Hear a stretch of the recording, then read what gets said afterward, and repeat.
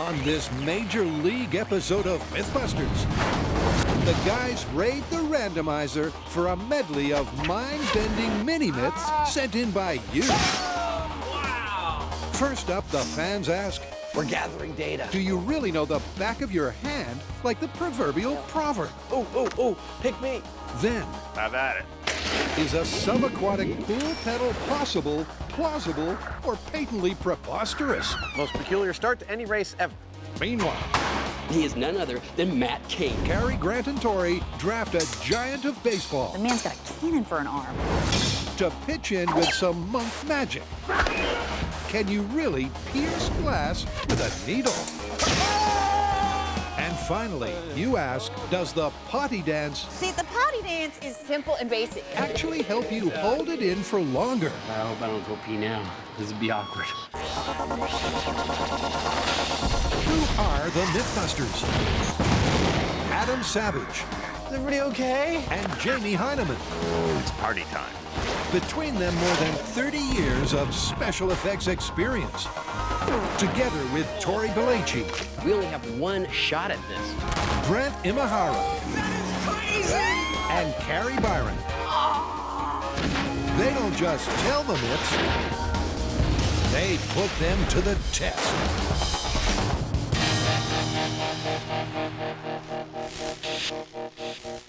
Roll up, roll up. The randomizer returns to put your ideas in a lucky dip spin. It's time to take some fan suggestions. It's time to use the randomizer. That was good. I almost believe that you like this convention. Just roll it. All right, here we go. And let's see what we got.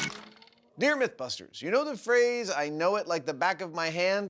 I think you guys should put this to the test. How well do people actually know the backs of their hand? I like that. Can't believe we haven't done it before. Me neither. Let's do it. Okay. It's a ubiquitous, idiomatic phrase that has been unchallenged for over 60 years. Until now.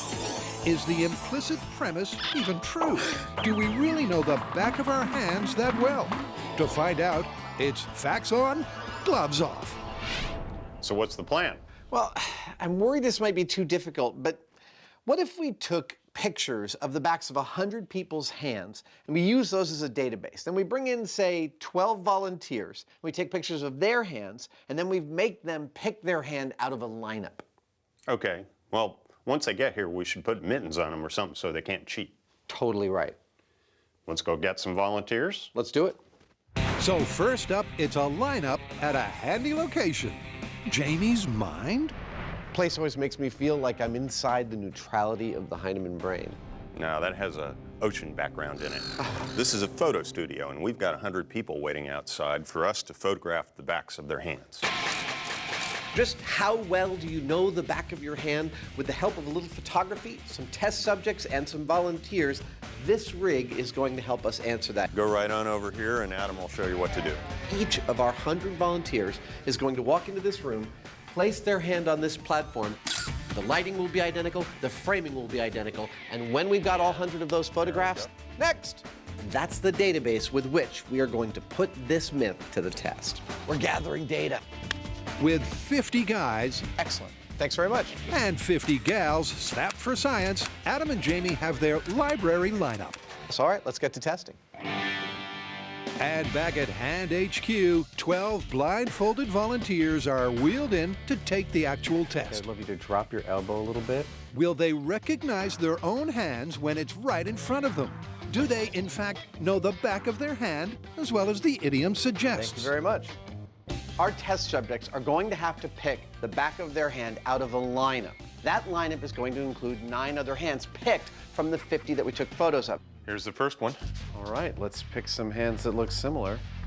Now, already we're clearly controlling for gender. We are also going to control for race and shape. The myth isn't, can you pick your hand out of a random lineup of people's hands? I always love it when it all starts to come together. Let's bring her in.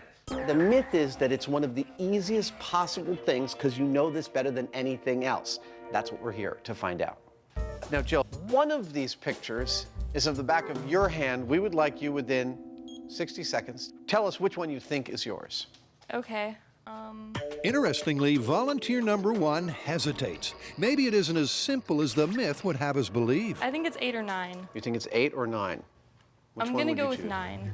Let's see how you did. You were right. It's you. Yes! Well done. Excellent. So, indecision or not, the myth is off to a good start. You nailed it right away. How did you do that? And the next couple of hand-picked hand-pickers That is a fast and decisive decision, and you would be correct. are not only successful, but much faster. I would probably say 2 right off the bat. 2. Yeah. 8. Dimitri's an interesting case. He, like a couple of other of our test subjects, identified his hand almost instantly. Really, that quickly? Yeah. All right. And it's you.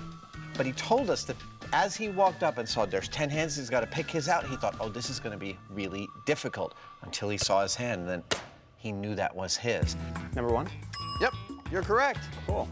That's sort of what's happening to us. In the abstract, we thought this test would be really difficult. In the concrete, it's turning out to be a lot easier than we thought. With only 1 failure I'm sorry, it's not you. out of 12, the numbers are very persuasive. Definitely number 1. The overwhelming majority of our volunteers know the back of their hands like, Bingo! you know the ending to this line. But it's not over yet. Why isn't the proverb based on another body part? Is it possible to replace back of the hand for another anatomical article? She nailed it. Question is, what? I feel like I would know the palms of my hands better than the backs of my hands. And we know our faces better, but that's too easy. We do brush our teeth every single night. Yeah, let's do teeth. What if we did teeth and palms against backs of hands and see how they compare? Okay. All right?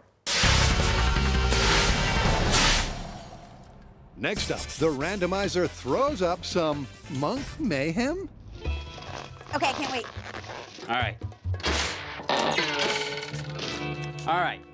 Dear MythBusters, I've been seeing online a lot of people, mostly Shaolin monks, throwing needles through panes of glass. Oh yeah, I've seen this. The monks are standing fairly close to the glass, maybe 3 or 4 feet away, and they have these fairly heavy needles.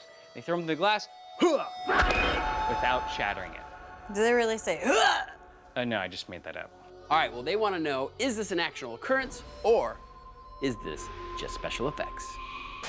According to the internet, this myth's a monk slam dunk, as the needle somehow penetrates the glass without causing it to shatter.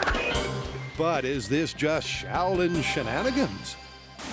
Okay, in watching the video, it looks like the needle is pretty chunky, but what about the glass? I know, it's kind of hard to tell. Why don't we do this? Let's just take regular window glass, which is about 1/8 inch thick, and we just start throwing needles at it, and we'll see if we can punch a hole through it. It might just shatter or bounce off. Sounds great, and depending on what we get, we can either ramp up the speed of the needle or use thinner glass. Now in this myth, we see what appears to be a Shaolin monk throwing a needle, such as this one, through a piece of glass. And we've got some leftover 1/8 inch window glass from a previous experiment. You guys okay? Everybody okay? We've also got our high-speed scale to tell us how fast we're throwing. But before we actually throw needles at glass, we've set up our dartboard just to see what we're gonna get. Now to test this myth, we are going to be using an upholstery needle. Why? Because that's what we think they were using in the video. Now for us to get this to actually punch through the glass, we need to hit it with the tip of the needle because we need as much pressure as we can get. Now, as we know, pressure is force divided by surface area. So what we're going to do now is take some practice throws into the target. Once we have our throwing technique down, we're going to switch it out for glass and see if we can punch a hole in it. So first up, the guys are stepping up to the practice plate. Generally demonstrating some sort of physical feat on camera is something I dread, mostly because I lack any sort of athletic skill, coordination, or grace. But maybe throwing needles will be my thing, because I have spent some time with the dartboard. And sure enough, Carrie's got this one covered. Because other than the odd bounce back, Ow! she's hitting the board first time, every time. Eh? Nobody saw it? And when Grant and Tori step up to the plate, they too find that embedding the board is surprisingly simple. Now throwing a needle is different than throwing a knife. Throwing a knife, the knife is actually flipping in the air and you have to time it so that the tip of the knife is hitting the target at the right time. With the needle, you're actually releasing it and it's flying through the air almost like an arrow. And that means hitting the glass with the sharp end should be easy. But will the penetration without shatteration be as straightforward? So my top speed was 28 miles an hour. Grant's was 38 and Torres was 47. Now we're moving on to glass. And though I think speed's gonna be a major factor, we all still wanna give this a go, because this is really fun. Indeed it is. And first up is the lady herself. Putting a hole in 1/8-inch glass. Let's see if you can punch a hole through it with the needle. Oh, looks like the window got its revenge. Yep, in take one, the needle just didn't have the power to pierce the paint. Trouble is, neither does take 2, 3, or 4. Now I can see the tip of my needle is hitting the glass, but I just don't have the speed to actually penetrate the glass. Next up is Grant. Will his extra throwing speed give him a hole in one? This seems a little more dangerous than I thought. Why? Because he's bleeding? Yeah. Despite a 10-mile-an-hour increase on carry, Grant's not getting any penetration satisfaction. Enter Tori. He has a significant and sizable 40% more kinetic energy to bring to the party.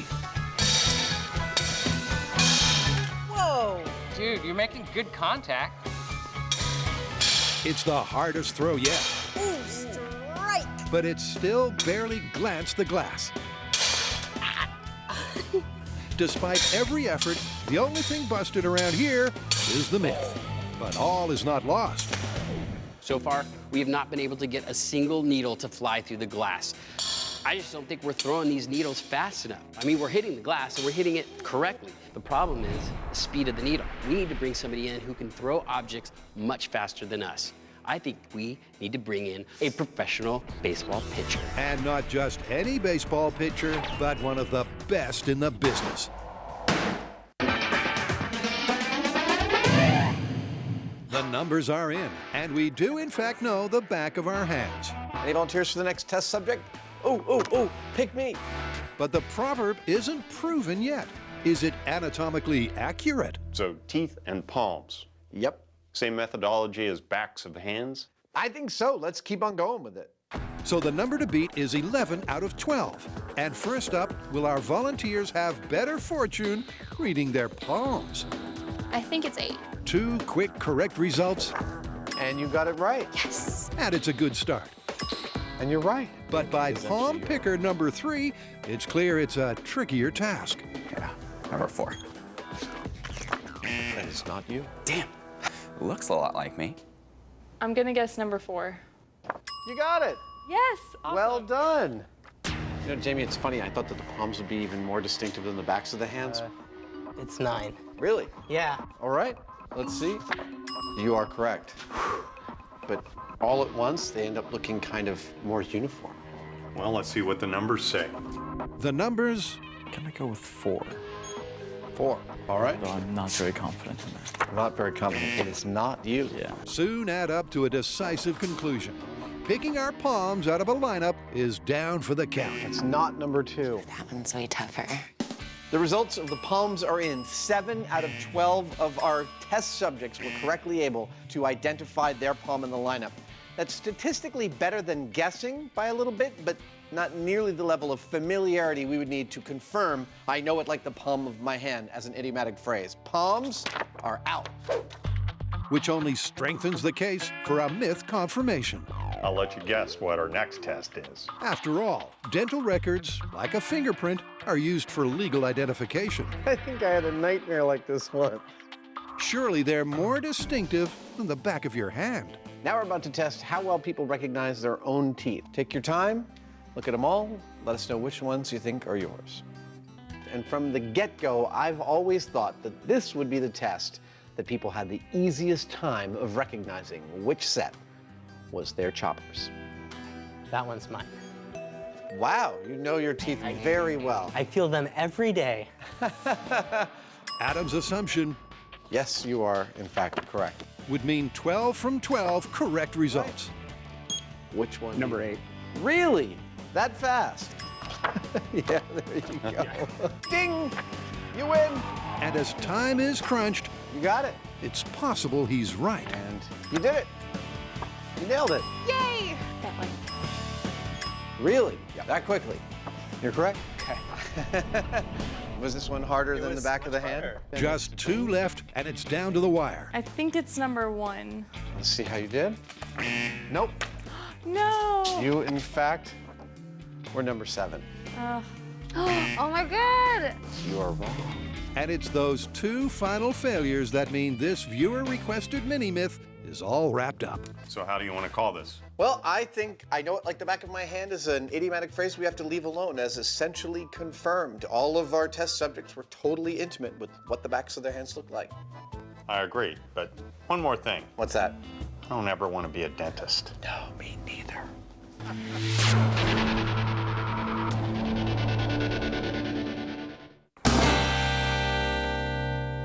So we've been trying to throw a needle through a sheet of glass. Now we started with 1/8 inch glass, we perfected our technique, slowly increased our speeds, and so far, we haven't had any success.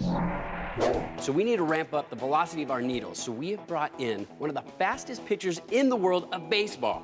He is a giant in the field. And in fact, he is one of 23 who has ever pitched a perfect game in the history of baseball. He is none other than Matt Cain. Oh my God, I cannot believe this. If anyone can take aim at this myth, it's San Francisco Giants superstar pitcher, Matt Cain. Not only does he have a frighteningly fast fastball, but his perfect game, striking out 14 batters on the way to a 10-zip win, placed him alongside the greatest ever.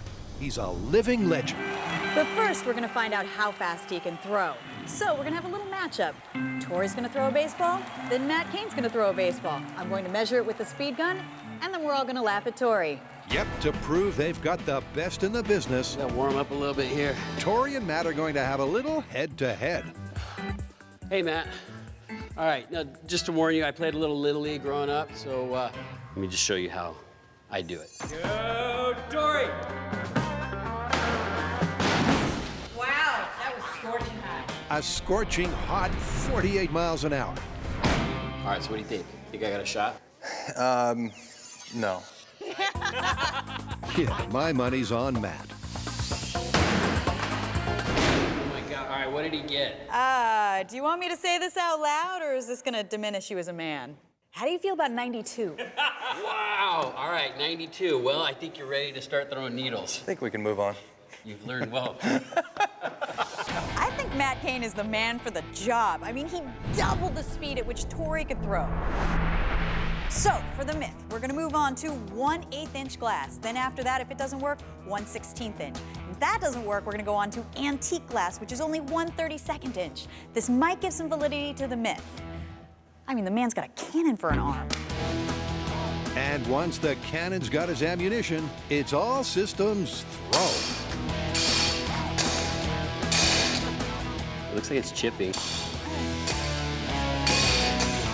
Yeah, I think that was my best shot right there. Why don't we check the high speed and see how fast you're throwing?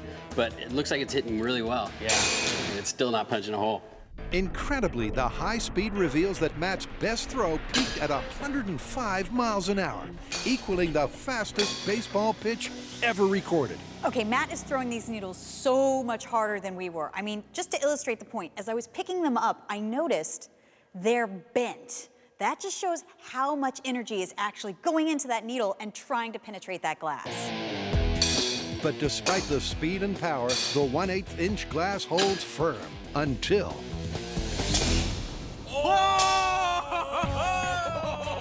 I wish that had been the one. Oh my God! Wow is right. With the reduced mass of the needle compared to a baseball, Matt manages to unleash a 113 miles an hour missile that takes a chip off the old block, but still fails to fly through, which means it's time to trim the fat. Okay, so this is 1/16 inch glass. Now, because it's thinner, it reduces the amount of energy required to punch through. But the trade-off is that instead of punching a hole through it, it may shatter completely. All right, Matt, remember all your Shaolin training. I want you to just punch a hole right through that glass. Once again, Matt launches needle after needle with only a divot for his efforts. That was a good one. That sounded good. Did he leave a little nick? Yeah. But on throw 8, there's finally a shatter to celebrate. What the heck happened there? The needle shattered. Needle shattered. You shattered the needle. You are a Shaolin monk. Amazingly, Matt has busted the steel needle and left the glass utterly untouched, which doesn't bode well for the myth. Okay, so Matt couldn't break the 1/16 inch glass. We're moving on to 1/32. Now, this is actually hard to find. You have to find this in an antique store. It's very thin glass. If he can make it through here, I think it's still plausible. Indeed, but the problem here is that this glass is so fragile, it may sooner get smashed than speared. You broke the glass with a needle. That's insane. Yes, but it didn't exactly happen like the monk did in the video. The glass is so fragile. So at this point, it doesn't go through, it just smashes the glass. Yeah. In order for us to get the needle to punch a clean hole, we're gonna have to get these needles traveling a lot faster. All right, well, this is busted for a human, but amazing achievement. Nice work. Pretty fun. Fun is right. Matt threw a medley of mini missiles, but could never match the viral video. Having the needle pass through the glass, which is left otherwise intact, has proved impossible, even for this perfect picture.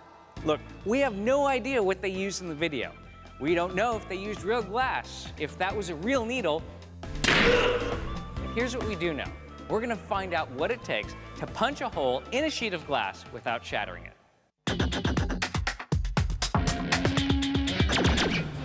Next up, Adam and Jamie tackle an aquatic two-wheeled tall tale. So one more randomizer thing. Yes, indeed. Spin it. All right, here we go. Dear Mythbusters, I heard that it is impossible to ride a bicycle underwater. Why would you need to ride a bicycle underwater? That totally doesn't matter. What matters is that it's supposed to be impossible, which means it's absolutely something we should test. Yeah, but why would you need to do that? Let's cut to a swimming pool, like right away. It's a classic classroom conundrum, a physics problem Adam, at least, can't resist cracking. So, at your request, they hit the pool and dive in at the deep end of the science. Now, the myth here is that you can't ride a bike underwater. And on the face of it, I can see there might be some problems, mainly surrounding the fact that water is so much more dense than air is. That was a satisfying thud. Now, this is going to mean that it's a lot harder to move through it, and relatively speaking, your weight underwater is a lot less than it is above water, and so you may have stability or traction problems. And that's what we're here to find out. Now, one of the things that makes riding a bicycle above the water possible is that the forward momentum of the bicycle helps keep you upright. Now, forward momentum is going to come at quite a premium underwater, where I don't expect to ever be able to even go this fast. What is that going to do to my balance? I'm not exactly sure, but I expect it's going to make things a lot more difficult. So there are a number of theories and physical factors that mean this myth might be sunk. But there's only one way to find out. Adam's going to have the first go at riding a bike underwater, and he's pretty much just going to get in the water and go for it. You ready? Go for it. Now, to ride a bike underwater, the wheels are going to have to contact the ground. So if he's floating, that's not riding a bike. So far, so good. Yeah, you're propelling yourself, aren't you? I am propelling myself and the wheels aren't spinning. It's so far so good, but riding a bike half underwater is only half riding a bike underwater. To really test this, Adam's got to submerge to find out. And there he goes. And there he doesn't. His front wheel's no longer rolling. He's wheeling, actually. For that test, riding a bike halfway submerged in the water, a lot easier than I thought it would be. But once I got fully underwater, it was, well, just as impossible as the myth would suggest. But we've got a couple of other things to try before we call it just yet. What do you need? Well, I think I need more weight. Adam's theory on his failure is his buoyancy. To counteract that, he needs more mass, enough so that he can keep in contact with the ground. That's about 50 extra pounds. And this time, he's buying more time below the surface with a scuba tank. You ready? You bet. All right, here we go. Ride the bike underwater. So, can Adam do a lap of the pool on a bicycle underwater? That's the benchmark the guys have set themselves for a myth-busting result. Like the last test, he started well. Going downhill, it all seems to be working. Moving along like a charm. But it's deceptive. down into the deep he goes. But after he turns to come back, his problems become apparent. A lack of traction means the back wheel freewheels, and that means Adam's going down. How'd you do? So while I was sort of moving myself forward, it really couldn't be called riding a bike. It was more like semi-controlled floating. Second of all, while I was able to go downhill, there was no way I was able to get back up.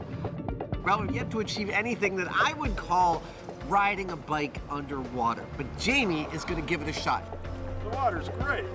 He's going to put some weight on this bike and try it his old self and see what he can figure out. I'm going to follow along in scuba. So, with an additional 25 pounds providing extra downforce, Jamie sets off. But despite his best efforts, the result is the same as Adam. The upward force of buoyancy means Jamie's wheels are spinning out. He can't transfer pedal power into forward motion through contact with the ground, which leaves the Myth finely balanced, unlike an underwater bike riding Heinemann. Well, the myth is that riding a bicycle underwater is impossible. And while I think we've pretty cleanly shown that it's not impossible, I don't think we've yet shown that it's totally possible. See, I think of a bike riding as something that conveys you across a surface, and you can ride it uphill and downhill, and it gives you a mechanical advantage.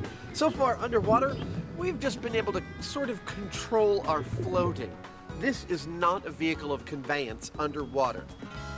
Yet. I've got a couple of ideas up my sleeve that may make it one. The big problem here is traction. And to me, that means that we need more weight.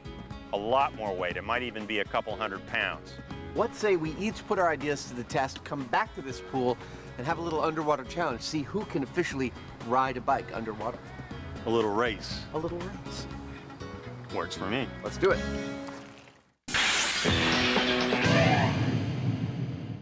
Next up, the randomizer Red Drum spits out a destructive digit demonstration. All right, Carrie, spin away. Make a good one. Dear MythBusters, there's a video I was sent that shows some fire department trainees being taught how to break a car window with just their finger. Is it possible? That sounds interesting. Should we check it out? Roll the tape. It's a hot viral video sensation sent in by you. A firefighter appears to break a car window with nothing more than the tippity-tap of a single digit. So, fact or firefighting fake? To find out, here's Grant with a science appetizer. Okay, so here's the theory behind this whole video. See, every system, such as this piece of glass in the car, has what's called a natural frequency. That's a frequency that it wants to vibrate at. Now, if you manage to find that natural frequency, and if you can oscillate the system at it for long enough and hard enough, it could set up a resonance wave and potentially go unstable and shatter. To test the theory, it's a simple setup. A couple of cars with windows and a little showbiz. I think we're all gonna give it a tap. Car number one, the van. What is that, shield to protect your face when the glass explodes? Step back, I'm confident. I think finding the resonant frequency with a little tippy tap is gonna be a little bit harder than presented on the internet. I think there might be a little trick there. He sure made that look a lot easier in the video.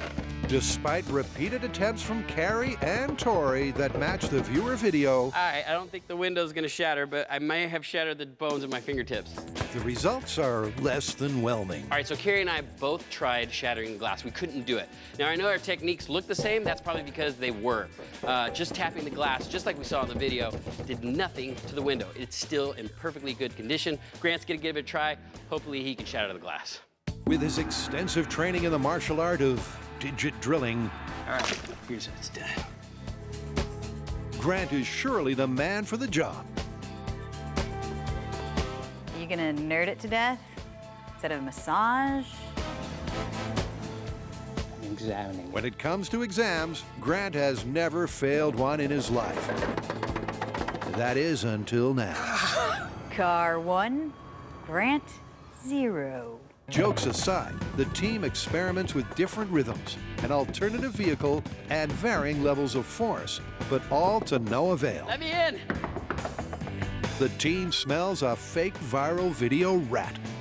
Clearly, there's some kind of trick involved here, because cars go through all kinds of different vibrations, different frequencies, as they're driving on the freeway or over bumpy roads. And you know what? Windows don't spontaneously shatter in real life. Which clearly means the myth is busted. Totally busted. But the question remains, how was it done in the faked video? I think the guy had something in his glove.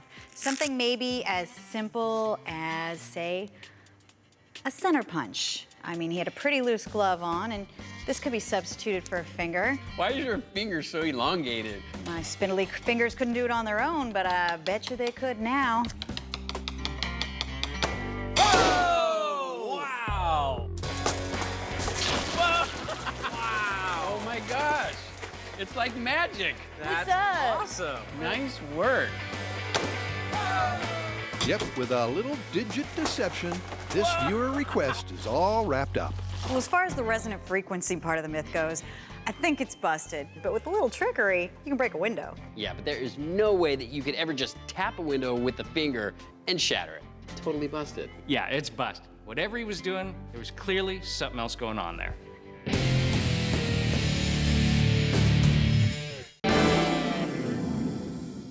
It's the rise of the randomizer. The MythBusters are taking a random selection of your madcap mini myth requests and putting them to the test. All right, here we go. This one comes from the fan site from someone called King of Miri. Oh, this is a good one. Why is it that when someone has to pee, they shake around? Doesn't that make the feeling worse? The potty dance. Now, for those of you that don't know what the potty dance looks like, Carrie's about to demonstrate. I am. Yep, go for it. There you have it. Nice work. Well, that is an interesting idea. I mean, you would think that jumping around would actually slosh around that pee and create more pressure on your bladder. Yeah, you know, I would think that it'd be better just to sit quietly and relax. Nah, I think the potty dance works. We should test this. Let's get our adult diapers on. Already got mine. So, does the potty dance really help you hold out? Can you avoid the can by doing the can-can? Will a pee jig, wee waltz, or tinkle tango really help or actually hinder? To find out, the team is ready to cross their legs, shake their booty, and flush their dignity. First up for the potty dance experiment is the control. We've all come to work with completely empty bladders. We're going to consume 2 liters of water Cheers to science. and time how long it takes before we just have to pee. Okay, 2 liters. Get ready, bladder, because here it comes. So we've set up 3 clocks to time how long it takes each of us before we just can't hold it any longer. Thinking about peeing. Now for this control, we won't be employing any special techniques. There'd be no dancing, no meditating, just regular behavior, or at least as regular as it gets for us. Now, once we're ready to open the valves and let it flow, we're gonna come to this, the official MythBusters data disposal unit. There's no dancing yet, I'm just walking. Now, there's one rule, number 1 only. Once we're done with the control test, then we're gonna move on to the potty dance. So, for the baseline, the guys simply went about their day and tried to hang on for as long as they could. I gotta go! I gotta go! I think I might need a 5-gallon bucket. And for Tori, that was close to 2 hours after drinking 2 liters.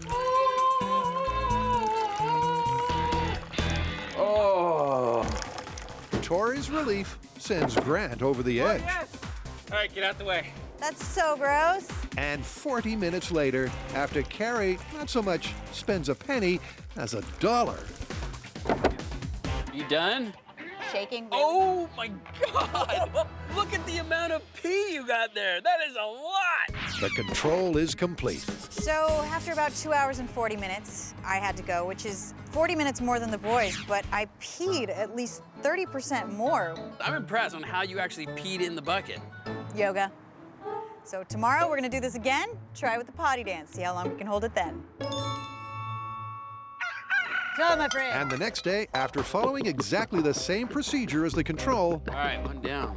2 liters of water into an empty system, Yeah, you guys ready to get your pee dance on? Yeah. the guys will attempt to stave off the desire to pee with a little potty dancing. However, Carrie is dubious. All right, so the potty dance. Here's why it might work. See, the potty dance is simple and basic. It's just this.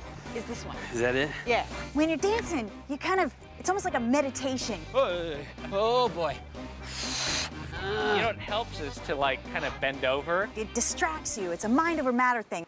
Ah, God. Maybe the moonwalk might make it so you don't have to pee. It's helping you? A little. God, I hope I don't go pee now. This would be awkward. Stepping off. But at the same time, all that jiggling and bouncing, it's gonna put pressure on your bladder. It might actually force the pee to happen before you're ready. And for Tori, that appears to be the case. This is not helping, it's actually hurting. Yesterday, I was able to hold it for almost 2 hours, so looks like dancing is not helping at all. That's it, I'm out. I can't take it anymore. So apparently, the pee-pee dance didn't work for me at all. I can't listen to it. Oh. It caused me to go to the bathroom a half hour sooner than I did in the control test. So right now, it's not looking good for the myth. Oh, I feel so much better. Woo! Nope. And although Grant grits his teeth, grips his pants, and painfully shuffles around for another 20 minutes, he's also short of his control time. Oh my gosh. Why is it foamy? It came out at high velocity. Wanted to get out. But Carrie has her groove on. A groove that enables her to shimmy and swing a full 7 minutes past her baseline. This is working for me because if I stop, I will wet my pants. I might have to dance all the way into the potty. I'm gonna have to dance my pants down, and I'm gonna have to dance into the potty, and I'm gonna have to dance the pee out because, all right, that's it for me. Oh. Woo! Oh, God. Yeah, keep dancing. Whoa.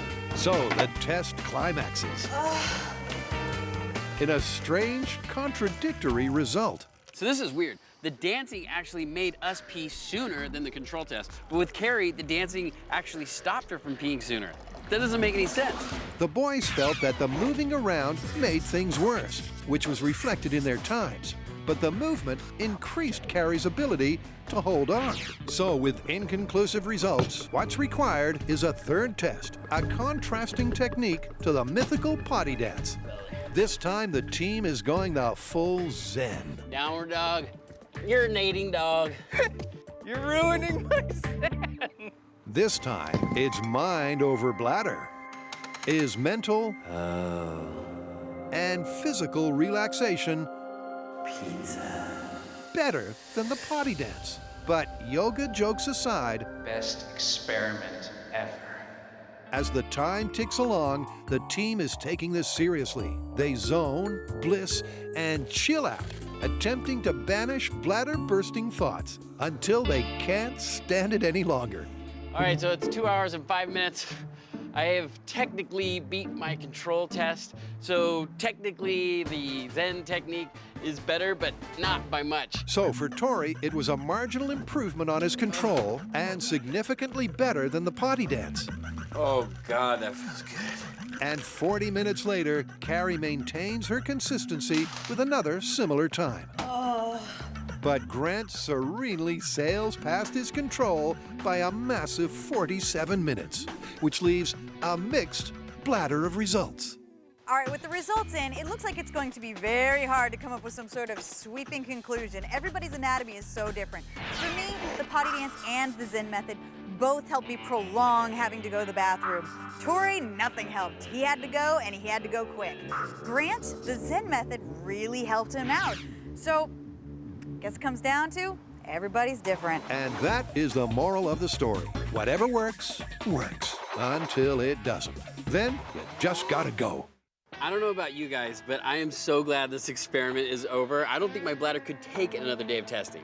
It's crazy, the results are really all over the place. I mean, one method worked for at least one of us every time, so I think we can call this one plausible. Sounds good to me. You guys want to get a drink?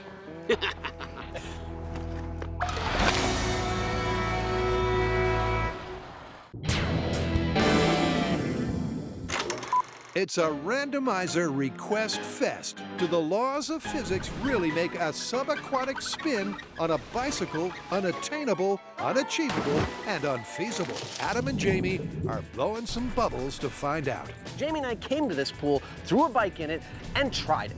He's moving along like a charm. It seemed to be going pretty well until we attempted to ride back out of the deep end here, at which point the bicycle stopped behaving like a bicycle and started behaving like a heavy weight. There he goes, and he's fallen off it this time. So, undaunted, we have each made assumptions about exactly what it would take to make a bicycle drive underwater and attempt to make the impossible possible. Yep, back at the shop, Adam and Jamie went head to head and embarked on a top secret bike build-off. Don't tell Jamie. In order to get more traction, I'm gonna make my bike really heavy, but I've also filled the tires with corn syrup. I have no idea if this is gonna work. But it's funny. Funny and a solid scientific theory. The syrupy filling will spread the tires, providing more surface contact and more traction. He also added 50 extra pounds of weight. I think it's perfect. But Jamie A couple of lead training wheels. took a more heavy-handed approach. I've added 120 pounds of training wheels to the back of this bike and another 20 or so on the front. I think it's going to give me all the traction I need. I'm ready. So they each have a mechanical solution they believe will give this myth its best shot. Jamie focused on weight and stability. Adam went for traction. To see if either worked, they introduce a little competitive adrenaline. The race starts here at the top of the ramp. As soon as I start the timer going, Jamie dives straight into the water.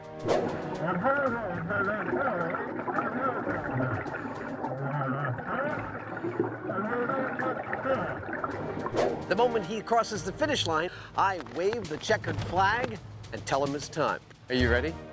Ready as I'll ever be. Then it'll be my turn. So they're all set for the Tour de Pool. Go. A uniquely MythBusterish event. Most peculiar start to any race ever. I like watching the top of his bald head disappear into the water. All right, let's go follow him. Everything seems to be going smoothly. Now he's coasting downhill. 165 pounds of bike, 180 pounds of Heinemann. He's rounding the cone. This is where we ran into trouble last time we were in this pool. Going back up. The whole design of his bike is about getting him back up the hill, giving him enough traction. But all of the extra mass doesn't seem to be aiding Jamie's cause. In fact, it seems to be more of a 160-pound hindrance than help. It may just be too much weight for him to get up that slope. Jamie was hoping the downforce from the additional weight would help maintain contact with the ground.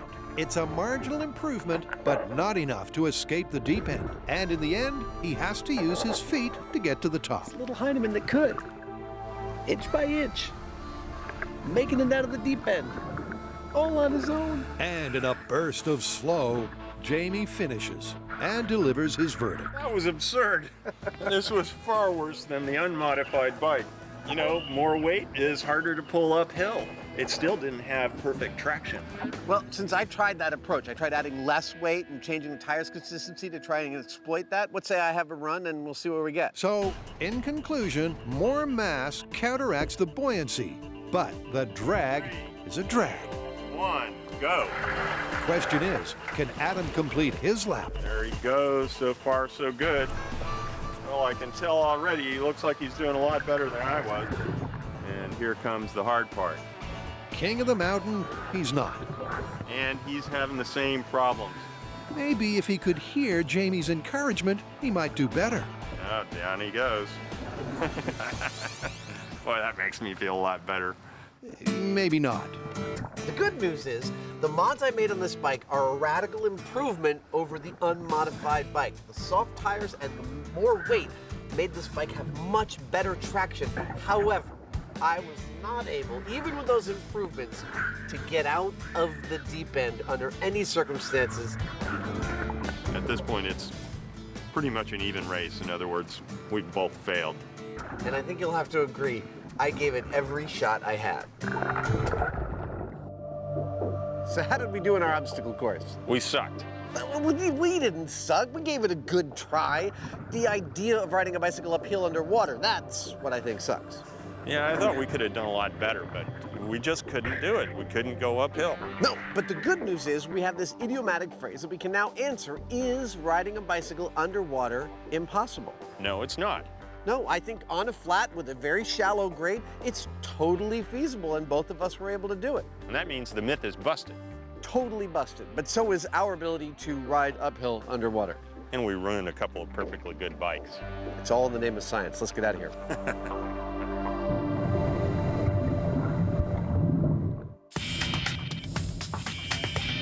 Carrie, Tori, and Grant have thrown and danced their way through the Request Fest. But one busted myth's about to get a twist in the tail. I think we got some unfinished business with this whole needle throwing myth. What do you mean? I say we take a pellet gun, modify it, and see how fast we can get that needle going, and then see what happens. I love it. Let's do it. We're trying to replicate what we saw on the internet, a Shaolin monk throwing a needle through a pane of glass with a clean hole. We started out with just manpower. Didn't work. Then we moved up to Superman power and used Matt Cain, who has the fastest arm in the West. So now, we're gonna try something with even more power, an air rifle. Yep, an air rifle. As his chaos maker of choice, it's got Tori written all over it. Now, I've shot out a lot of windows with these, but I've never shot one out with a needle. I never thought of this before, but there is a problem. The needle is very thin. It's not the same diameter as the barrel of the gun. So I'm gonna have to use this sabot to capture the air pressure to shoot the needle down towards the glass. With the rifle capable of shooting at 180 miles an hour, the 1/8-inch glass and the myth is facing its final firing squad. This is 1/8-inch glass with the needle and air rifle. Here we go in 3, 2, 1. Let's see what that did. That looked like a nice hit. Wow. Wow. But no cigar. A good point-first contact and no penetration. But with a speed of 140 miles an hour, the team still has a chance to further pump up their chances. Because with an extra pump or two comes more power. Is it a divot? It is. This time, the needle rockets out at 160 miles an hour. But again, no penetration. However, the divot damage is promising. So for the final time, Tori cranks the gun to the max, 180 miles an hour. 1. That looked good! It punched a perfect hole just like the Shaolin monk did. Dude, so that's what it takes. Incredible speed. Incredible speed indeed. A full 70 miles an hour faster than Matt the Cannon Cane's best throw was the magic number. And with the physics laid bare, the team suspects an alternative technique was used. It's not a hoax, but it seems there's more than meets the eye to this mythical monk magic. I'm gonna say this is busted still, because I just don't think that any human is gonna be able to do that. Totally busted. Absolutely busted. Now, the myth that you could throw a needle through a pane of glass is totally busted. We tried everything we could to get this to happen. We threw it ourselves, we even brought in a professional pitcher, and we changed the thickness of the glass, and we could still not get a perfect punched hole. Finally, after using an air rifle, we were able to punch a perfect hole. But remember, that's getting a needle to travel at almost 200 miles an hour. No matter how you look at this one, it is busted. Let's just hope the Shaolin monks don't have cable.